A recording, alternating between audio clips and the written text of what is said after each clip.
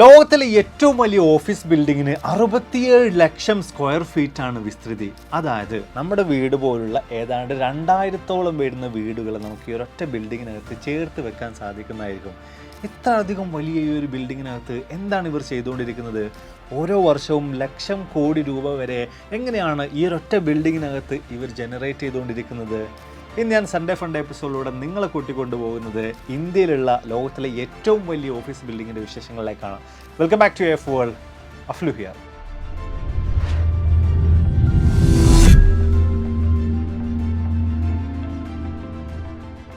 December 17 നമ്മുടെ പ്രധാനമന്ത്രി നരേന്ദ്രമോദി ലോകത്തിലെ തന്നെ ഏറ്റവും വലിയ ഓഫീസ് ബിൽഡിംഗ് ഇനാഗ്രേറ്റ് ചെയ്തിട്ടുള്ളത്. അത് മറ്റെവിടെയല്ല, നമ്മുടെ ഇന്ത്യയിൽ ഗുജറാത്തിലെ സൂറത്തിലാണ്. ഇത്രയും കാലം ലോകത്തിലെ ഏറ്റവും വലിയ ഓഫീസ് ബിൽഡിംഗ് എന്നുള്ളൊരു ബഹുമതി ഉണ്ടായിരുന്നത് അമേരിക്കൻ ഡിഫൻസ് വിഭാഗത്തിൻ്റെ ഹെഡ്ക്വാർട്ടേഴ്സ് ആയിട്ടുള്ള പെൻറ്റഗൺ ആയിരുന്നു. ഏറെക്കുറെ 66 ലക്ഷം സ്ക്വയർ ഫീറ്റാണ് അതിൻ്റെ വിസ്തൃതി എന്ന് പറയുന്നത്. എന്നാൽ അതിനേക്കാളും 50,000-ലധികം സ്ക്വയർ ഫീറ്റുകൾ കൂടുതലാണ് ഇന്ത്യയിൽ ഇനാഗ്രേറ്റ് ചെയ്യപ്പെട്ടിട്ടുള്ള ലോകത്തിലെ ഏറ്റവും വലിയ ഈ ഒരു ഓഫീസ് ബിൽഡിങ്ങിനുള്ളത്.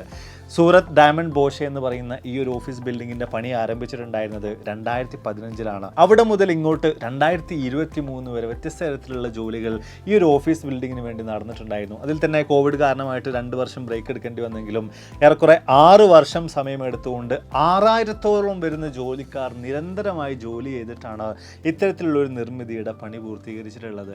തീർച്ചയായിട്ടും ഇവിടെ ഉയർന്നു വരുന്ന വലിയൊരു ചോദ്യം എന്ന് പറയുന്നത്, എന്തിനു വേണ്ടിയിട്ടാണ് ഇത്തരത്തിൽ ലോകത്തിൽ തന്നെ ഏറ്റവും വലിയൊരു ഓഫീസ് ബിൽഡിംഗ് നമ്മുടെ ഇന്ത്യയിൽ ഗുജറാത്തിലെ സൂറത്തിൽ നിർമ്മിക്കുന്നത്? അതിനകത്ത് എന്തെല്ലാം കാര്യങ്ങളാണ് നടന്നുകൊണ്ടിരിക്കുന്നത് പറഞ്ഞ ചോദ്യമായിരിക്കും. ഇവിടെ ഈ ഒരു ബിൽഡിങ്ങിന്റെ പേരിൽ നിന്ന് തന്നെ ആ കാര്യം വളരെ ലളിതമായിട്ട് നമുക്ക് മനസ്സിലാക്കാൻ സാധിക്കുന്നുണ്ട്. അതായത് സൂറത്ത് ഡയമണ്ട് ബോഷെ എന്ന് പറയുന്ന ഈ ഒരു വലിയ ബിൽഡിങ്ങിനകത്ത് നടക്കുന്നത് വ്യത്യസ്ത തരത്തിലുള്ള ഡയമണ്ടുകളുമായി ബന്ധപ്പെട്ട അതിൻ്റെ മിനുക്കുവളികളും അതുപോലെ തന്നെ കട്ടിങ്ങും ഷേപ്പിങ്ങും അതിൻ്റെ സെയിൽസ് അങ്ങനെ തുടങ്ങിയിട്ടുള്ള ഒരുപാടധികം കാര്യങ്ങളാണ്. നമുക്കറിയാം, ലോകത്തിലെ തന്നെ ഡയമണ്ട് വ്യാപാരത്തിൻ്റെ 90% നടക്കുന്നത്, അല്ലെങ്കിൽ അതിൻ്റെ മാനുഫാക്ചറിങ്ങുമായി ബന്ധപ്പെട്ട അതിൻ്റെ കട്ടിങ്ങുമായി ബന്ധപ്പെട്ട കാര്യങ്ങളൊക്കെ കൂടുതലും നടക്കുന്നത് നമ്മുടെ ഇന്ത്യയിലെ സൂറത്തിലാണ്. പക്ഷേ ഇത്രയും കാലമൊക്കെ തന്നെ സൂറത്തിലുള്ള ഈ ഡയമണ്ട് വ്യാപാരികളെല്ലാം തന്നെ ബോംബെയിലേക്ക് ചെന്നുകൊണ്ട് അല്ലെങ്കിൽ മുംബൈയിലേക്ക് ചെന്നുകൊണ്ടായിരുന്നു ഇതിൻ്റെ സെയിൽസ് അങ്ങനെ തുടങ്ങിയിട്ടുള്ള കാര്യങ്ങളൊക്കെ തന്നെ ചെയ്തിട്ടുണ്ടായിരുന്നത്. പക്ഷേ ഇനി അങ്ങോട്ട് അത്തരം ഒരു കാര്യം ചെയ്യേണ്ട യാതൊരു വിധത്തിലുള്ള ആവശ്യവുമില്ല. നേരെ ഈ ഒരു ബിൽഡിങ്ങിനകത്തേക്ക് കയറി ചെന്ന് കഴിഞ്ഞാൽ തന്നെ ഡയമണ്ടുമായി ബന്ധപ്പെട്ട എല്ലാ വിധത്തിലുള്ള കാര്യങ്ങളും ചെയ്യാനും പർച്ചേസിങ് ചെയ്യാനും ഒക്കെ തന്നെ സാധ്യമാകുന്നതായിരിക്കും. നാട്ടിലുള്ള ചിന്നിച്ചിതറിക്കെടുക്കുന്ന എല്ലാ വിധത്തിലുള്ള ഡയമണ്ട് മെർച്ചൻഡേഴ്സിനെയും അതിൻ്റെ പ്രോസസ്സിംഗ് നടത്തുന്ന ആളുകളെയും ഒക്കെ തന്നെ ചേർത്ത് വെച്ചുകൊണ്ടുള്ള നിലയിലാണ് ഈ ഒരു ബിൽഡിങ്ങും അതിനകത്തുള്ള പ്രവർത്തനങ്ങളും ഒക്കെ തന്നെ മുന്നോട്ട് പോയിക്കൊണ്ടിരിക്കുന്നത്. ഇത്രയും നേരം നമ്മൾ ലോകത്തിലെ ഏറ്റവും വലിയ ബിൽഡിങ്ങിനെ കുറിച്ച്, അത് എന്തിനു വേണ്ടിയിട്ടാണ്, എവിടെയാണ്, അങ്ങനെയുള്ള കാര്യങ്ങളെ കുറിച്ചൊക്കെ തന്നെ സംസാരിച്ചു. ഇനി ഇതിനകത്ത് എന്തെല്ലാം കാര്യങ്ങളാണുള്ളത്? ഇത്രയും വലിയ ഏരിയ എന്നൊക്കെ പറയുമ്പോൾ അതിന് മാത്രം എന്തെല്ലാം സജ്ജീകരണങ്ങളാണ് ഇതിനകത്ത് ഇവർ ഉൾക്കൊള്ളിച്ചിട്ടുള്ളത്? വിശദമായി തന്നെ അത്തരത്തിലുള്ള 10 കാര്യങ്ങളെക്കുറിച്ച് നോക്കാം. അതിൽ ഒന്നാമതായിട്ട് വരുന്നത് ഇവിടെയുള്ള ഓഫീസുകളുടെ എണ്ണമാണ്. 32 ഏക്കറിൽ 9 ടവറുകളുള്ള അതിൽ തന്നെ 15 നിലകളിലായിട്ട് ഏറെക്കുറെ 4500-ഓളം വരുന്ന ഓഫീസുകളാണ് ഈ ഒരൊറ്റ വലിയ ഓഫീസ് ബിൽഡിങ്ങിനകത്തുള്ളത്.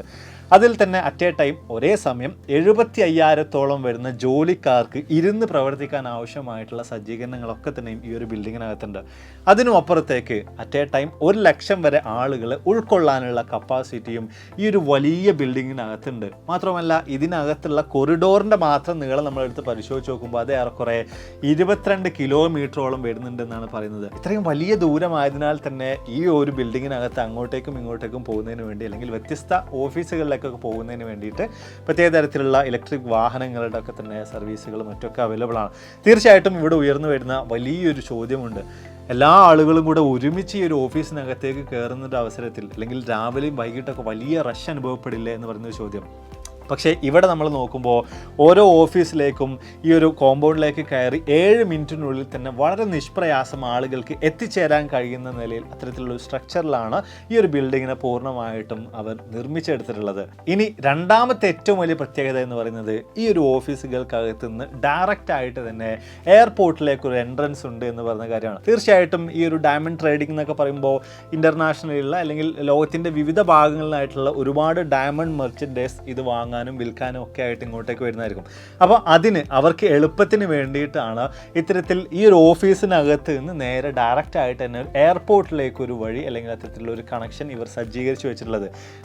ഡയമണ്ട് വ്യാപാരികൾ എന്നൊക്കെ പറയുമ്പോൾ ചിലപ്പോൾ ചില ആളുകളൊക്കെ വരുന്നത് പ്രൈവറ്റ് ജെറ്റുകളിലും മറ്റൊക്കെ ആയിരിക്കും. അവരുടെ ട്രാൻസ്പോർട്ടേഷൻ എളുപ്പമാക്കുന്നതിന് വേണ്ടിയിട്ട് തന്നെയാണ് ഇത്തരത്തിലുള്ളൊരു സംവിധാനം ഇവിടെ ഈ ഒരു ഓഫീസ് ബിൽഡിങ്ങിനകത്ത് അവർ കൊണ്ടുവന്നിട്ടുള്ളത്. മൂന്നാമത്തെ ഒരു കാര്യം ഇതുമായി ചേർത്ത് പറയേണ്ടത് തന്നെയാണ്. അതായത് ഈ ഒരു ഓഫീസിനകത്ത് സാധാരണഗതിയിൽ നമ്മൾ എയർപോർട്ടുകൾക്കകത്ത് മാത്രം കാണുന്ന കസ്റ്റംസ് ക്ലിയറൻസ് സംവിധാനങ്ങൾ മറ്റൊക്കെ ക്രമീകരിച്ച് വെച്ചിട്ടുണ്ട്. തീർച്ചയായിട്ടും ഡയറക്റ്റായിട്ട് ഈ ആളുകൾക്കൊക്കെ തന്നെ ഈ ഒരു ഓഫീസ് ബിൽഡിങ്ങിനകത്തേക്ക് അവർ കൊണ്ടുവന്നിട്ടുള്ള വസ്തുക്കളുമായിട്ട്, പ്രത്യേകിച്ച് വിലപിടിപ്പുള്ള രത്നങ്ങളുമായിട്ട് ഡയമണ്ടുകളൊക്കെ ആയിട്ട് വരുന്ന അവസരത്തിൽ കാര്യങ്ങളൊക്കെ കൃത്യമായിട്ട് ക്രോഡീകരിച്ച് കൊണ്ടുപോകുന്നതിനൊക്കെ വേണ്ടിയിട്ട് തന്നെയാണ് ഈ ഒരു ഓഫീസിനകത്ത് ഇത്തരത്തിലൊരു കസ്റ്റംസ് ഓഫീസും ഉദ്യോഗസ്ഥരെയും ഒക്കെ തന്നെ നിയമിക്കപ്പെട്ടിട്ടുള്ളത്. നാലാമത്തെ ഒരു കാര്യം വരുന്നത് ഈ ഒരു ബിൽഡിങ്ങിനകത്തുള്ള, അതായത് ലോകത്തിലെ ഏറ്റവും വലിയ ഓഫീസ് ബിൽഡിങ്ങിനകത്തുള്ള ലിഫ്റ്റുകളുടെ എണ്ണമാണ്. ആകെ മൊത്തം 131 ലിഫ്റ്റുകളാണ് ഈ ഒരു ബിൽഡിങ്ങിനകത്തായിട്ടുള്ളത്. അതിൽ തന്നെ ഈ ലിഫ്റ്റുകളുടെ വേഗത എന്ന് പറയുന്നത് ഓരോ സെക്കൻഡിലും 3 മീറ്ററാണ്. അതായത് ജസ്റ്റ് ഒന്ന് കണ്ണടച്ച് തുറക്കുന്ന വേഗതകൾക്കുള്ളിൽ തന്നെ നമുക്ക് തൊട്ട് മുകളിലെ ഫ്ലോറിലേക്ക്, താഴെയുള്ള ഫ്ലോറിലേക്കൊക്കെ തന്നെ നമുക്ക് എത്തിച്ചേരാൻ സാധിക്കുന്നതായിരിക്കും. അതിൽ തന്നെ സാധാരണ നമ്മൾ കണ്ട് പരിചയമുള്ള നിലക്കുള്ള ലിഫ്റ്റുകളല്ല, ഏറെക്കുറെ ഒരു റൂമിൻ്റെ ഒക്കെ അത്ര വലുപ്പമുള്ള വലിയ സൈസുള്ള ലിഫ്റ്റുകൾ തന്നെയാണ് ഇവിടെ ഉപയോഗിച്ചിട്ടുള്ളത്.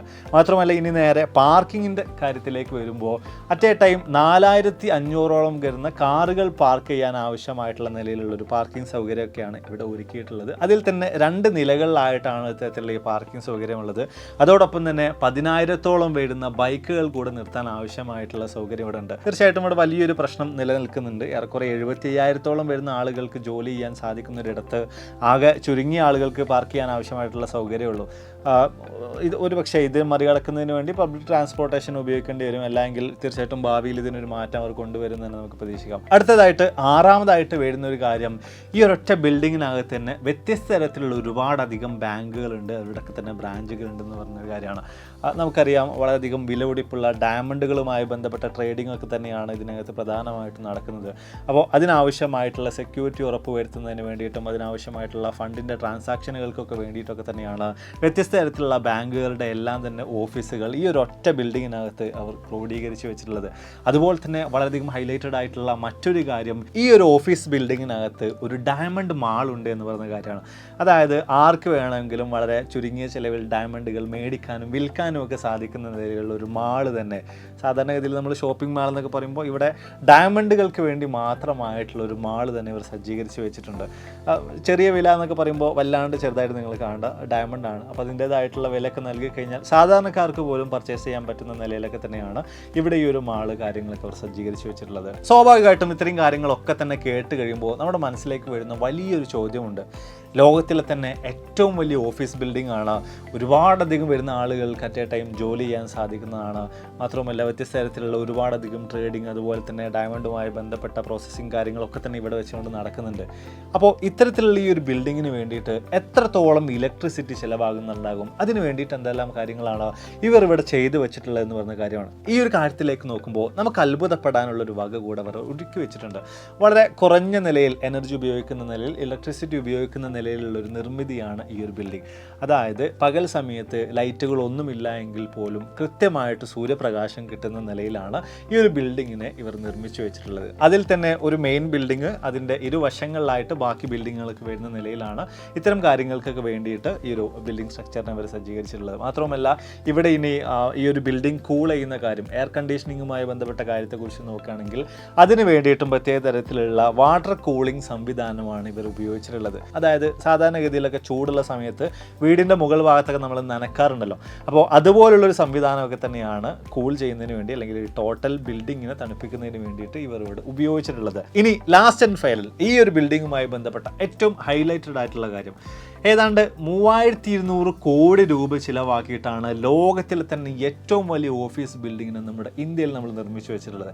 അപ്പോൾ ഇത്രയും അധികം തുക ചിലവാക്കി ഇത്രയധികം ആളുകൾ ജോലി ചെയ്തുകൊണ്ട് എത്രത്തോളം ഫണ്ട് ഇവിടെ നിന്ന് ജനറേറ്റ് ചെയ്യാൻ സാധിക്കും, എത്രത്തോളം റവന്യൂ ഉണ്ടാക്കിയെടുക്കാൻ സാധിക്കും, ഈ ഒരു കാര്യത്തെക്കുറിച്ച് നമ്മൾ നോക്കുമ്പോൾ ഓരോ വർഷവും 2 ലക്ഷം കോടി രൂപയാണ് ഈ ഒരൊറ്റ ബിൽഡിങ്ങിനകത്ത് നടക്കുന്ന പ്രവൃത്തികളുടെ ഭാഗമായിട്ട്, ഡയമണ്ട് മാനുഫാക്ചറിങ് ട്രേഡിങ്ങുകളുടെ ഒക്കെ ഭാഗമായിട്ട് പ്രതീക്ഷിക്കുന്നത്.